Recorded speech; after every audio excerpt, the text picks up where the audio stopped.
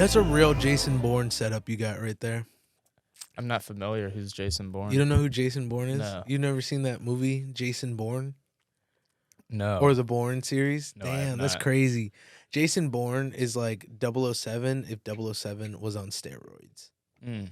Like, it's kind of wild. He's like an agent for like the U.S. government or something like that, but they like, for whatever reason, he's like enhanced, so he's like technically superhuman. Yeah. Right? Like, I'm either Jason Bourne or just a teenager that sells weed. Like, no one's sure which one. The red flannel. I used to play this one Flash game called Fancy Pant Adventure. Remember that? I fucking rock with. And I think that was designed by a guy named like Bourne. Mm-hmm.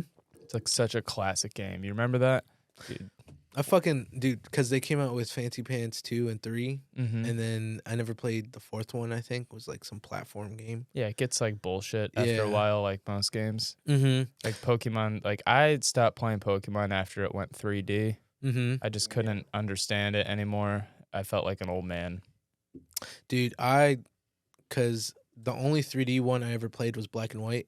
Yeah. And that one was super fucking cool. That one was probably one of my favorite ones if Soul Silver and Heart Gold never came out. Those are the best. Yeah, that's my number one right there. I played all the original games through Black and White, but I didn't finish Black and White. Mm-hmm. But I fuck with like the Game Boy Color, Pokemon Red, Pokemon Silver, and then Nintendo DS. Mm-hmm. That's the shit right there. Mm-hmm. I miss that, man. Did you ever play any of the spin-offs like Mystery Dungeon or? I did play Mystery Dungeon like one time, but it scared me. So I think I was like 9, and it was just too scary. And I couldn't finish it because it was giving me like panic attacks, but like 9-year-old panic attacks, you know? Yeah, I used to play Ranger, Pokemon Ranger. I remember that one too, yeah. That one used to make me feel like so fucking cool because I'd be super fast at spinning the circle around. Oh, the yeah, Pokemon. you had to like spin the thing to like get the Pokemon, right? Yeah. Yeah, that shit was so cool because I used to be like, oh, I can get this fucking boss fast and be like, done. And yeah. So I used to feel like mad cool about like playing that game. I wish childhood was just like as easy as just being into Pokemon. Mm-hmm. I was so into Pokemon, and then you become like a high schooler, and like if you're still into Pokemon now, it's kind of like so you played baseball, you know, like it's like a personality trait. Yeah. You got to commit or not commit. And I was too insecure. I still liked it, but I couldn't. I'm like, do you like Pokemon? And they're like, yeah, I love Pokemon. I'm like, oh, this person's a nerd. Mm-hmm. You know, personally. No, I used to feel that, I feel the same way about it because that like is an actual like experience that I've had too. Because I've developed like a different persona in high school where it was like, oh, I'm just this like Latin skater. Like that was my kind of thing in high school. I was a Latin skater. I was a Latin king. Oh man, that nice. No, in high school, my persona was invisible. Nobody knew me. You never had like a group of friends in high school? I had like one group of friends, but I wasn't very close to them. Mm-hmm. I had like barely any friends. I was like mostly alone the whole time. Mm-hmm. My experience in high school was I had a pair of wire earbuds that would constantly stay in my ear, and I would fail math class because I wasn't naturally good at it. I'd pass English and history because I already knew the material, and I'd just have the headphones in, and I'd walk from class to class listening to Jimi Hendrix, and I'd like mentally be like, nobody understands me, and you know, and then they'd talk to me, and they'd be like, I don't understand him. What's his problem? You know what my song would be? What? It would be like Kid A. That's Radiohead. a great song. Yeah. I only got into that later. Those are the only 2 Radiohead albums I know. That one, Kid A, and then OK Computer. Oh, okay. They're so beautiful. They're like, because what's cool about those albums is that they're pretty similar, like in release time. Like they're not that far apart from each other. So just hearing like that upgraded sound from before is like super cool. Because if you listen to Pablo Honey, which was their first one, and then just go right after that, you can like their sound evolves is at a rapid like speed. And I think that's what's so fucking interesting about Radiohead, because even their last album they came out with is fucking far off from what Kid A and, you know. I love a band with a really good progression. Like whatever direction they go in, it's original and it's good. Like whatever the quality of good actually is, you can just tell it has it. And I've never heard a rock band combine electronic sounds and like rock and roll sounds better than Radiohead. They're fucking great, dude. Their work on the synthesizer is crazy. Shit like that, it's so wild. Funny enough, I used to think, and I feel like I've told you this before. Yeah. I thought the lead singer for Radiohead, I don't know how to pronounce his name correctly, but Tom York. Tom York, yeah. Yeah. I used to get him confused with Damien Albarn. Who's Damien Albarn?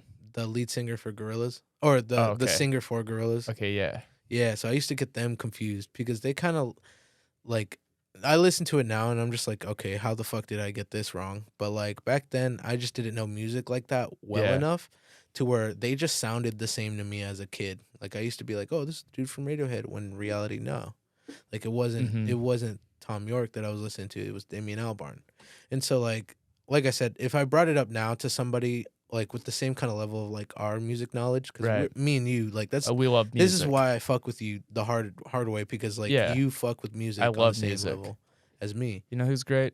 MF Doom, the greatest. Fuck yeah. Sad to say, I only really got into him after he passed away, which happens to me with some people, and it's just like a terrible feeling. It's always great. Have you ever gotten into an artist and you get into them and then they die, like within a year? There's a band called Her. It was a duo. I think they're from Canada. I could be wrong. Not Her, the girl, like Her. Yeah, but Her, like it's just like two dudes, like a duo. Like one's the guitarist and the singer, and then there's a bassist that like plays most of the bass melodies. Two dudes in a band named Her sounds like a gender revolution. Yeah. No, but they were actually getting really big. Like they were like getting super viral on YouTube. Like they had like, I remember this was when Vine was like at its peak. Yeah. And I saw like one of their videos of like a song that they had made, and I was like, oh shit, this is cool. I saw that they were going on tour. Yeah. And I was gonna go to the Raleigh show that they had. I forgot what year it was, but the whole tour canceled because they got into a car accident. They all died? And they all died. Jesus. Yeah, it was fucking terrible. I mean, has to be a better way for a band to go out rather than one member dies and it's never the same. Like everyone just taken out at once. And when I say that, it sounds horrible, but it makes sense. At least it's like Queen still tours, but without Freddie Mercury. They have like Paul Rodgers, and the original bassist John Deacon like will refuse to tour with them. So it's just Brian May and Roger Taylor, the drummer, and they just got like a succession of rotating lead singers. And I'm sure it's a great concert, but it's not Freddie Mercury, you know? Yeah, I wanted just to be correct because I feel like if I butchered their name, like that's kind of disrespectful. The band's called Hers. Hers. I thought you said Her. I said Her. Yeah, I just wanted to clarify that because I didn't want to just say something and then you don't want to get hit with a lawsuit. Not just that. I don't want to disrespect the artist. You don't know. I dig it. Yeah, we rock with music like that way, like respect the dead and stuff like that. My dad, he's like an old guy, right? Good start to my story. In like the late 70s, he got concert tickets to see Led Zeppelin. Like that was his favorite group. And then John Bonham, the drummer, died. Because John Bonham was like a huge drunk. Like famously on the day John Bonham died, he was like on the way to rehearsals and he had his driver stop him at a bar where he had 4 like quadruple vodka screwdrivers, which is just like 4 shots in each of those. And then continued drinking the rest of the day. Jesus. Died lying on his back. My dad was supposed to see him in concert, and then the guy dies. And that kind of, I always think about that because, like, what a legendary band and what a missed opportunity of anyone you could ever see. Damn, that's wild. I've never heard of that. I saw Robert Plant in concert. He was the lead singer of Led Zeppelin. That was good. Really? Yeah. I haven't been to like I guess now you would call Led Zeppelin classic rock, right? Right. Yeah. Absolutely. So I've never been to like a classic rock concert yet. I have a friend of mine who bought tickets to go see Tears for Fears. Tears for Fears. Yeah. Yeah. But I've never like actually been to a concert where it's like music that was popular like back then. So I'm pretty excited to go see Tears for Fears. I can't wait until like 2000s rock is considered classic rock, and we're already there. Like, what are you gonna do like when we're a little older, and you have like, say you have a daughter, and you're talking to her, and I'm like, oh honey, I'm sorry, tonight I'm going to see Black Veil Brides in concert on their 5th reunion tour. They say this is gonna be their last tour, but I don't know. I gotta go find out. Or like, Dad, I found your Bring Me the Horizon CDs. This music rips. Honestly, for that second thing, I'd probably be super fucking happy because if they rock with the same music that we did growing up, then that's just like, all right, bet. I've always rocked with my parents' music, but then I had to find out what I liked on my own. Like, I got into rock music, then got into like whale blues music, and being a guitar player kind of helped to like pique my interest in the styles of playing and also the history of it. I don't know, man. It's like music is such a release because if something's good and you can really get to it, it can just enhance the quality of your whole day every day. Do you have any siblings? I have one. You have one? I have a brother, older brother. Oh, okay. Because for my, like, how I got my taste in music, it didn't come from, like, my parents' old music because, like, I didn't really, like, appreciate Spanish music until, like, now. I want to get into Spanish music. I've never seen an accordion played so well. Or at all, to be honest. Do you ever see the videos of the dudes that are, like, they'll have the phone app of that accordion and they'll just play, like, actual songs on it? No, is that a thing? No, it's fucking sick. It's, like, popular in, like, that ranchero music, like, culture. Like, they'll just be, like, in a restaurant, they'll be like, I need a fucking tune. And then they'll point at the dude, and it's always some big dude with, like, a cowboy hat. And he's just, like, he just has the phone. He's like, do-do-do-do-do-do-do-do-do. And it's like, oh, what the fuck, dude? It's like the guy in high school that all he does is make beats on his phone. And that's always known as like the beats guy. Or... Were you ever anybody that brought your guitar to school? Yeah, I was. Yeah, that kid. So it's that guy, you know, like it's always there. Like, I don't know, anytime lunchtime and you're out in the courtyard and they're just playing a tune and all that. At our school, we had a courtyard, and if you hung out in the courtyard, you're considered weird. You didn't want to be a courtyard kid, because they were all like the kind of emo, like alt kids. But they started doing like a weekly performance thing called like Friday Night Live, where I like that because I would get to go up there and play some music. But I've always just gravitated towards live shows. But yeah, I'd bring my guitar to school, and there was no reason to do it because I didn't really want to just play it for myself. My friend, she had like an acoustic bass guitar, and I remember I asked her to bring it to lunch a few times so I could just play it, mess around on it. And that's a cool instrument because like an acoustic bass, but not an upright bass, you know, like a kind of you know what I mean? Like, like a guitar. That shit was cool. Yeah, like it's angled in a different position than like a bass guitar. Yeah, it's like angled it's like a gay guitar. Yeah, it's angled differently. I saw where you were going there, and I thought I'd just go there before you got there. Okay. Oh man, dude, how does it? Because I hadn't seen you in the comedy scene because obviously I haven't been in there. But like, how are you doing, bro? Huh? How you doing? I've been chilling, man. Because I'm trying to get back into the comedy, but like I always feel like I'm not good enough at it, which is a really bad excuse. But like, I saw you the last time at a Heckle Mic. Yeah, that was fun. I'm not gonna lie, I felt like I really did a lot better at that time than all the other ones. You did amazing. Like, I remember before. And I just want to say, bro, you fucking kill it every time at the Heckle Mic too. You're like the Heckle Mic. Gotten mad good at it, like crazy good. I love heckling people. Because I used to run the sound booth at a comedy club, and I'd have to watch a lot of bad comedy. And bad comics say things like, "So, anybody here own a dog?"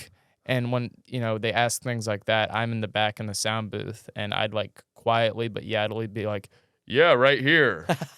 And then, like, sometimes I'd be the only one to answer, and the comic would be like, "Who said that?" And then I'd, like, duck beneath the booth so they can't see me. Like a dick.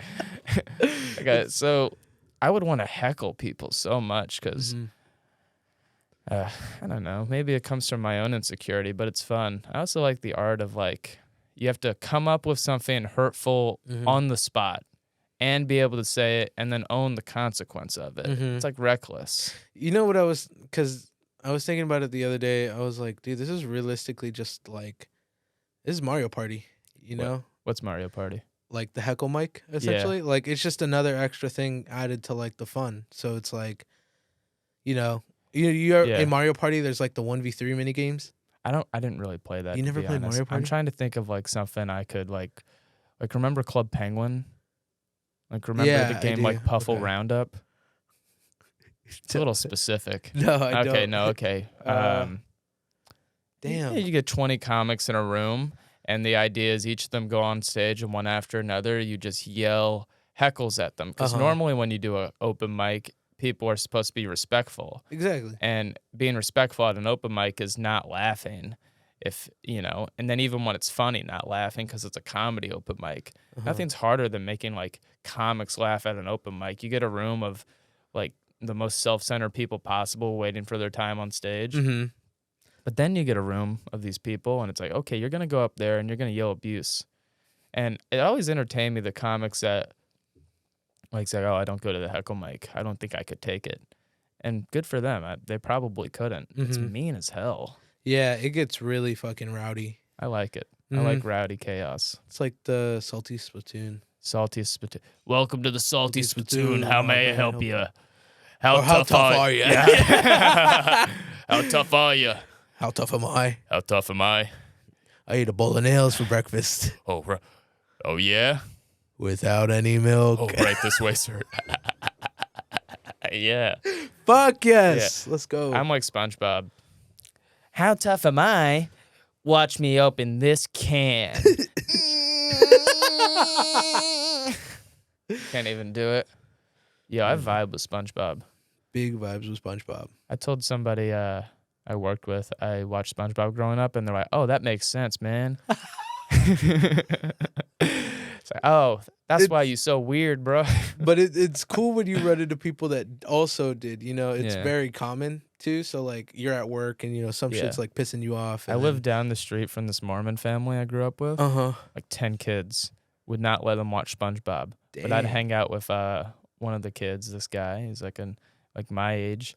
And I was always on the thing. Like, I was showing him, like, music videos of, like, Sum 41 and, like, Green Day. And his parents, like, wouldn't let him do anything. They're like, we don't let our children watch SpongeBob. And I'm like, what are you guys, retarded? What's wrong with you? Like, I didn't think that then, but looking back now.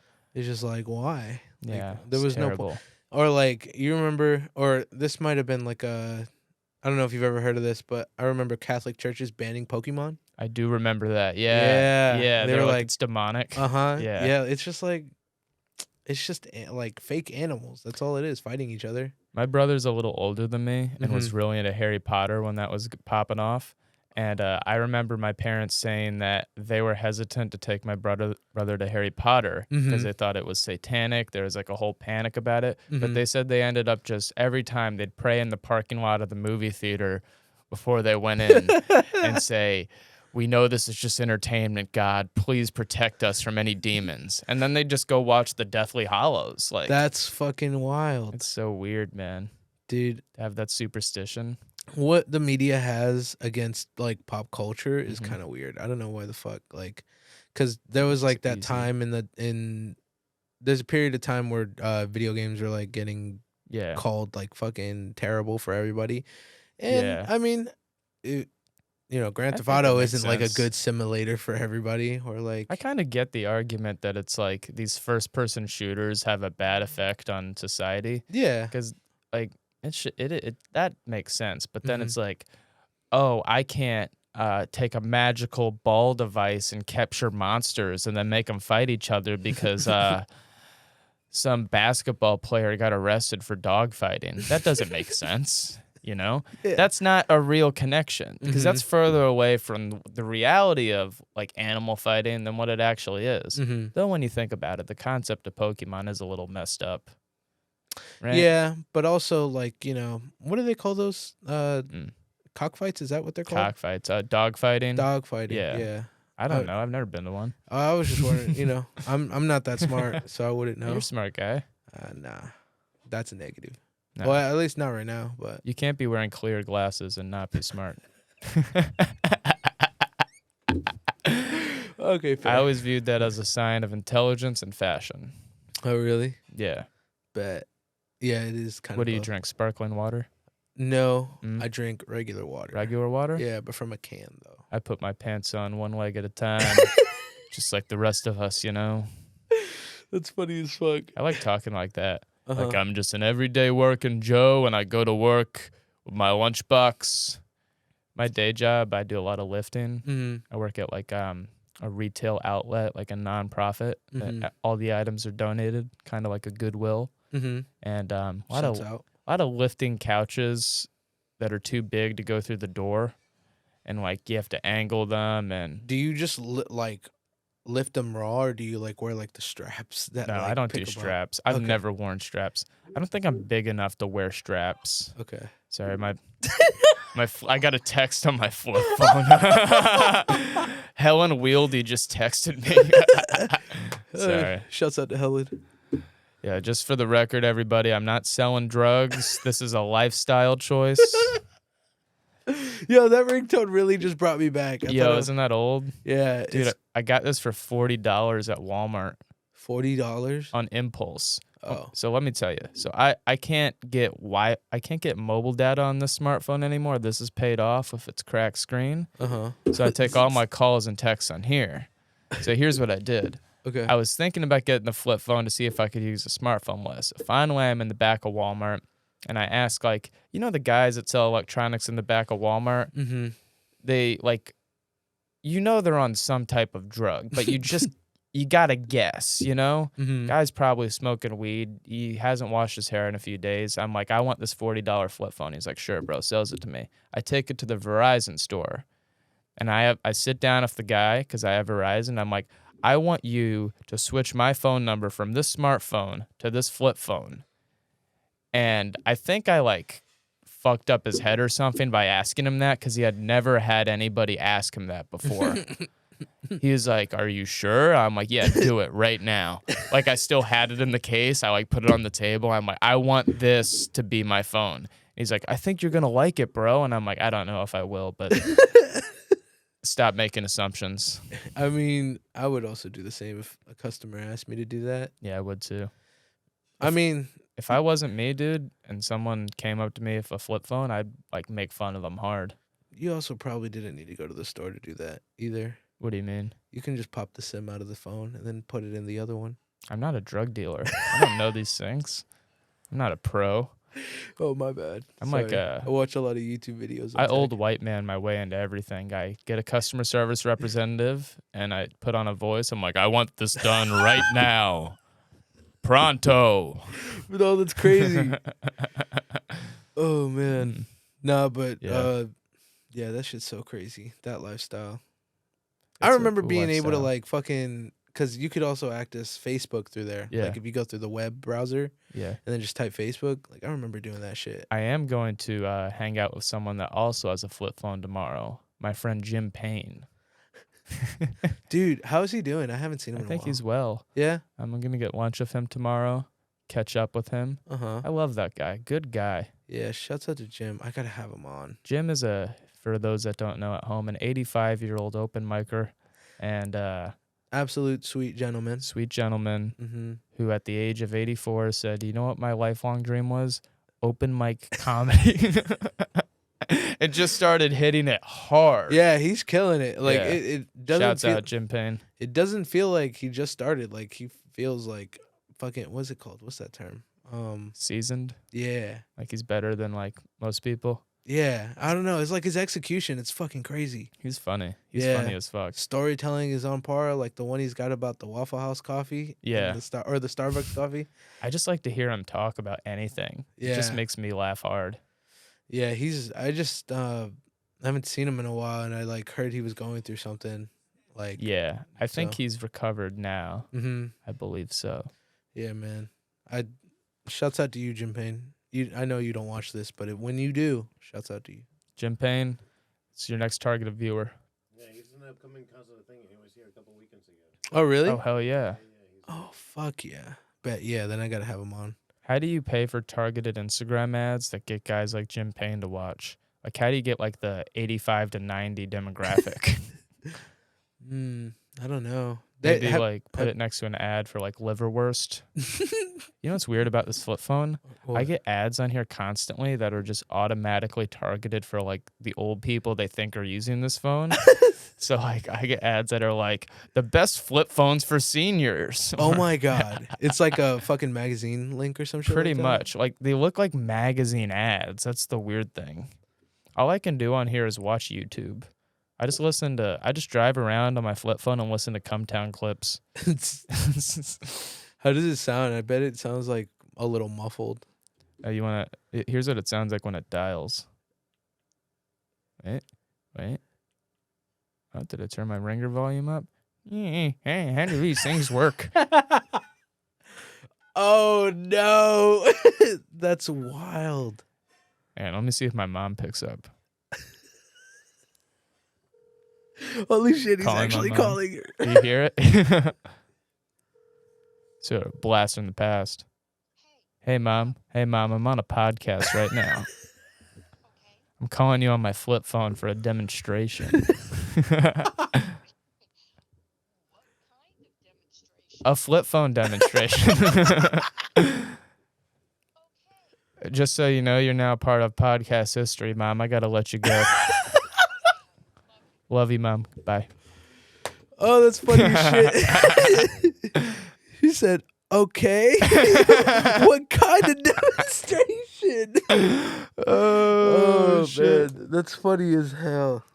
Dude, I've had to explain this phone to a lot of people. Really? Yeah, people don't get it. Yeah, I mean, I should start, like, playing poker and, like, doing drugs. I don't know. Like, maybe and wear just rectangle glasses everywhere. Yeah, like, oh God, have you ever watched? My dad would play World Series of Poker growing up, like those poker tournaments, and just watch them. And to me, that's like someone that enjoys watching golf. Like, it's so boring, right?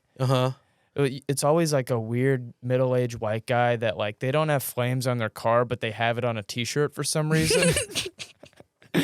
And they got those weird square glasses. Yeah, and they're always like in the check. You know, it's funny that you bring up golf because I've always thought about, you know, when you go to like bars and then they have like the little right next to the ATM is like some game with a giant white ball in the middle. Yeah, and it's like just for golfing. Yeah. I've always wanted to try one of those. I thought you were talking about, like, at gas stations, they always have, or, like, bars, they have, like, one slot machine or one gaming machine, and there's always, like, one old guy on it. You know? I've seen those before, but I've never thought about trying one of those. You know what I like? Skee ball. I do rock with skee ball. I fuck with skee ball.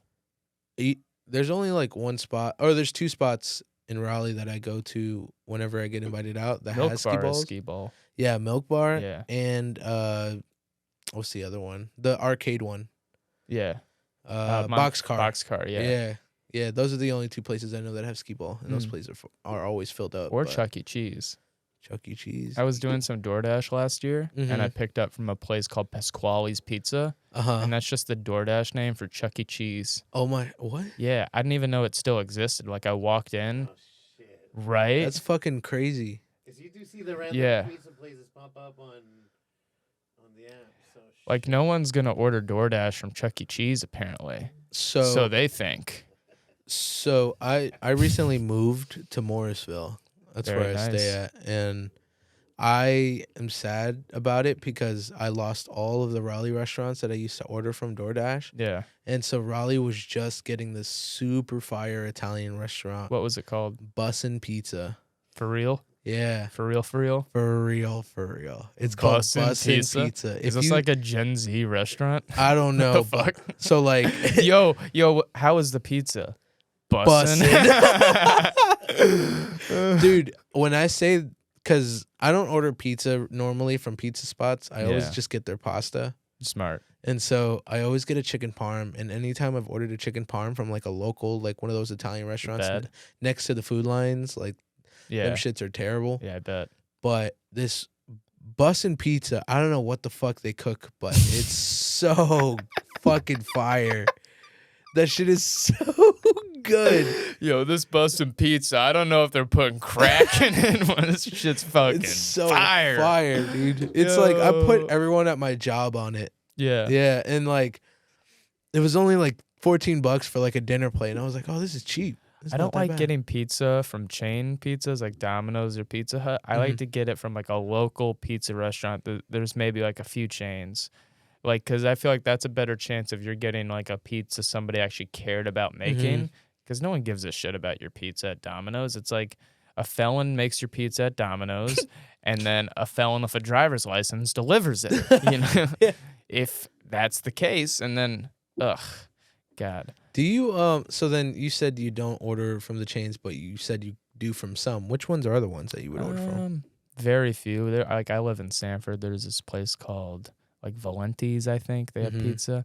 I used to order a lot of DoorDash. I don't really anymore because it's just like such a waste of money, in my opinion. Like it's just so much fucking money for DoorDash. And then I put on DoorDash, do not knock on door or ring doorbell. And they still do. And it pisses me off. Like I kind of want to get a rocking chair and sit out there and just like maybe do a crazy voice like, yeah, we were about to knock on the door, weren't you? Yeah. Like a little like gnome. Or like a 40s mobster, like, yeah, see, you're delivering the pizza at Mr. Crissey's house. At first, you're going to have to go through me and my brother Darian. It's like a boss fight. Because I only ever get, if I just want to grab something quick, it's always Pizza Hut or Little Caesars. Little Caesars is okay. But that's what makes it so fire is that for $5 for okay pizza. Yeah, I tried to get a job at Little Caesars once. I did too. Word. You want to know why? Why? Free pizza. My guy, come on. Free pizza. You know why I tried to get a job? Why? Money. Different strokes for different folks. Oh man. No, but I never got the job at Little Caesars. Me neither. They didn't hit me back on my application. What was your first job? Food line. Food line? I was a food line cashier at the age of 15. Okay. I did actually work for my mom's business from the age of 12 illegally. I was like the desk receptionist and phone guy. She was a diet counselor and had a little storefront in Cary. And I would sit in the business in a little like polo that was ill-fitting. And I'd take phone calls and file things and try not to work. But food line cashier, that was my first job. Okay. What I remember about that job is I was good at it, but I was also bad at it. Like one time I asked my manager, like, hey, what does the store manager think of me? And she's like, oh, why would you ask me that? She was like, Jack, let's just say she says she doesn't understand you because you get the most compliments and the most complaints. Like I remember one time at that food line, like, you know, they make you take in shopping carts, and I got really good at it, and I got fast at it. It's like a video game. And I'm taking in shopping carts one day, and I accidentally like bumped a stack of carts into a pregnant lady. Oh, no. Unintentionally, I didn't mean to. Oh my God! And I was so embarrassed and felt so bad, and I was so anxious, but I just kind of looked at her like. Didn't say anything. I just like meant it. It's like, oh, sorry about that, ma'am. But then later I got like written up. They're like, Jack, this pregnant lady said you bumped these shopping carts in her and you didn't even apologize. And I'm like, I didn't know I was supposed to. I thought she was fine. She gave me a look that was like, nah, I'm fine. But really she gave me a look like, you just killed my baby. Dude, my first job was a Wendy's. Word? Yeah. How old were you? I was 16. Yeah. And that was fun. Side of fries, baby. Again, free food. Yeah. All the time. Yeah. And I got a decent paycheck. You know, it was solid. I became a manager really fucking fast. They'll make like anyone a manager in fast food. Like it's fucking insane. But like what was cool about it is because I had a chill team. Like my team didn't give me any fucking problems. Like we were all just vibing. It was pretty solid. Stayed with them for like 5 years and then left. Solid. Yeah, I used to give everyone free Frosties that came through the drive-thru window and just be like, here, just have it. Yeah, just have it. Yeah. They come for you. It's like Alex here. Yeah. Yeah. And I'd be like, I'm Here here for my Frosty. Frosty. Yeah. Fuck yeah. I used to be the Frosty dude. My second job when I was 17, I was a waiter at IHOP. At IHOP? Yeah, at IHOP. And all I'd do is just like smoke weed and just like give very poor service. So real quick, because we're from the same area. Right? I'm from Holly Springs. And I'm from Fuquay. I worked at the IHOP on 50. I worked at the IHOP in Holly Springs when it opened. Oh, shit. Yeah. I'm not going to lie. For anybody that has never been, is not from that area. Yeah. IHOP, when it first opened. That was popping. Fucking packed. Yo, that was popping. Everybody wanted to go there. It didn't matter what the fuck was going on. There could be a fucking festival on that highway. Right. Everybody's still there. That was like, I feel like that was one of the first big name chain restaurants that came to that area. Mm-hmm. I didn't get to eat in that IHOP for another 4 years. Really? Yeah. Why do you say it like it's like you're like the Jews wandering the desert, like, and then Moses led us out of slavery in Egypt to the IHOP in Holly Springs. Well, no, because it was super fucking tough to get a spot in there. Like, it was tough. People were waiting for like hours and shit. It was crazy. Yeah, we'd always be on a wait, and it'd be busy. It introduced me on how to be a waiter, which I guess is a good skill. But really, I was just terrible because everyone in the kitchen that was actually the first place I heard Latin music because all the cooks were from like El Salvador or Honduras or something. Fuck yeah. And they'd be playing shit and I'd be like, why is there an accordion? Once again, like I'm still getting used to an accordion and music, but that's like a main staple of Latin music. Yeah, I couldn't answer why the accordion. You don't have to. Sounds fire, but like, yeah, that place was so fucking packed. Like my cousins would be like, "Oh, we could only get like 1 or 2 people in fast." Damn. But when you get a booth in there, oh yeah, it's big chilling. Royalty. Yeah, you can stay in that booth for however long you want. Exactly. And so because I finally, like I said, it's just been finally got over there. Finally got in there. Yeah, it was trash. It was not good. Yeah, that's facts. I was like, damn it, I missed out. Honestly, it's nothing. I don't think that was ever a good restaurant. Yeah. Because as someone that worked there, one of the funniest things I ever saw there is I was friends with the dishwasher there. This guy named Leroy. And Leroy is about 60, but he'd never tell me his actual age. And Leroy would show up with this weed. And he'd be like, hey, Jack, some free weed. You know, I'm going to do a really bad voice. Hey, whoa. Hey, want some weed? And he'd roll these blunts in about like 30 seconds. And it was just the worst weed ever. And we'd smoke it in the blind spot out back. And one time I'm like, I'll return the favor. I'm going to bring Leroy some weed. So I bring him some of the stuff I smoke. Like I have it rolled in a raw cone. Like I bought it from the head shop.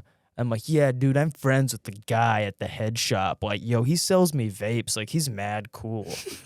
You're like, yo. And then me and Leroy smoke it. He was high as fuck, just in the dish pit, not even washing dishes, just staring out into the distance. He just did. You could see his body kind of sway a little bit. Yeah, and I was like, Leroy, how you doing? He's like, Jack, man, what you put in that weed, man?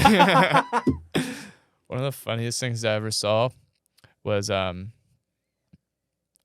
phone would ring at IHOP, and if you're up front, you'd have to answer it. If the host wasn't there to answer it, the phone keeps ringing and ringing, and no one's answering it.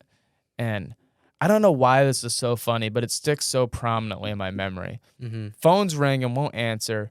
Leroy's in the dish pit, hears it, comes out, grabs the phone, like, angrily, and then just goes, IHOP.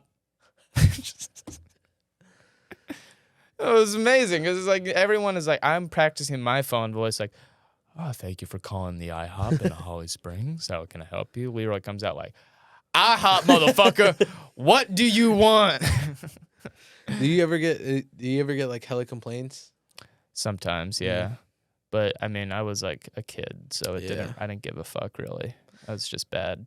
No, man. Work experiences like that are they're pretty dope. They like give you something to tell about in the future. Like I remember in Chipotle, I used to work at a Chipotle. That was like my 4th job. And we used to mop while everybody else was like cleaning. So we actually had to like mop everything. Word. And so I remember the first time I mopped, I did it backwards. So you're supposed to start from the lobby and then come in. And I did it from the kitchen and then to the lobby. That's funny. And so while I was mopping, everybody's like, "What are you doing?" They're like asking me what I'm doing. I'm like, "I'm mopping." And they're too busy fucking doing everything else. Until at one point, I finally got to the lobby, and my manager comes out. He's like, "Yo, you got everyone fucking slipping back here." And I was like, "Oh, god damn it!" They're gonna be slipping anyway. Yeah, I was like, the guy earlier told me to do it from the kitchen back, and he was like, "Are you sure? Because that don't sound right." So like I fucked it up for everyone. But I remember when I learned to mop. I worked at a sushi restaurant in Sanford. They paid me under the table. And the owner wasn't there half the time because he'd be at some casino in the mountains gambling. And then he'd be like, "Oh, the owner's back. Actually, do your job." And so, like, I'm mopping the floor. He's like, "That's not how you mop. Let me show you how to mop." And, like, he taught me. It's actually a really boring story, but it was a good moment because now I still know how to mop. I'd just, in the bucket, take it out, and then I like mopping. It's like painting and then, like, a nice even motion side to side. Yeah. Nice. Yeah, man. You said what? It was a sushi restaurant? Yeah. Oh, okay. It was more like a Asian fusion restaurant, but sushi kind of.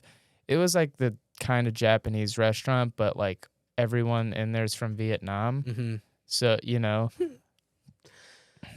Dude, I'm starving. I'm gonna be real with you. Word. Yeah. I haven't eaten today. I was about to say, I was gonna hope the mic picked it up, but like I heard your stomach grumble. And I was like, bruh, same. Yeah. Oh yeah, dude, I barely eat, can you tell? I'm starving over here. Yeah, I'm fucking starving too. But Jack, I appreciate you coming on the show. Thank you for having me. Yeah, man. He's got a show.